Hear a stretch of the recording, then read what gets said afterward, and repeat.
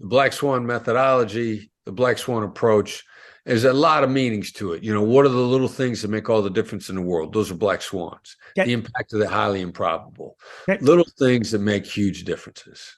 So the 738 55% rule.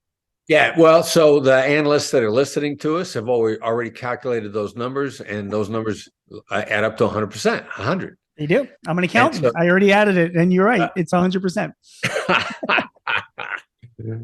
So a component is broken into the message is carried via three means. The strict meaning of the words themselves, the way that I say them, my affect, my tone of voice, my pace, my enthusiasm, and my body language. The 7 is the word definition. Okay. The 38 is the tonal delivery, the voice delivery, verbal delivery.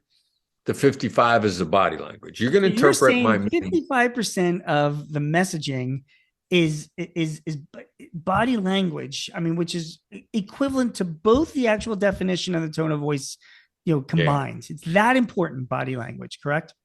Yeah. What fascinates me about that point of view, which I completely get that when you're doing face to face, or even maybe something on video, but how do you compensate for that if a lot of negotiations are conducted by phone, or even if they're negotiated like you and I are doing this right now over a Zoom call? I mean, if body language is so important to a negotiation, how do you compensate for the fact that so many negotiations, body language isn't really seen? Right. Yeah, great question.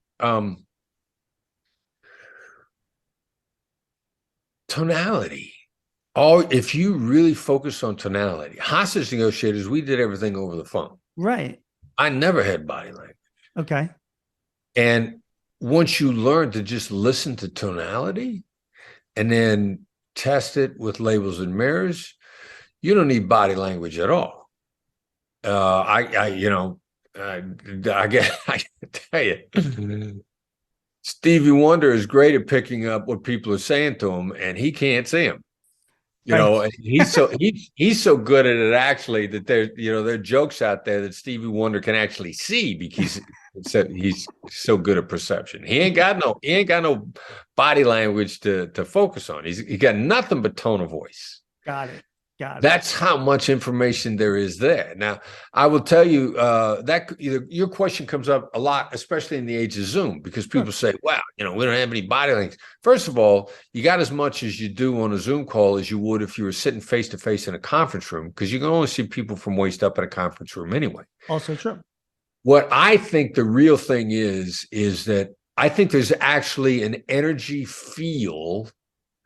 And we, energy fields, we just don't have the instrumentation to pick it up yet. There are a lot of solid neuroscientists, Andrew Huberman being one of them, who believes that it exists, but Andrew Huberman is such a great scientist, and until the data is there to support it, he's not coming out with his personal opinions unless there's substantive data that's been peer-reviewed to support it.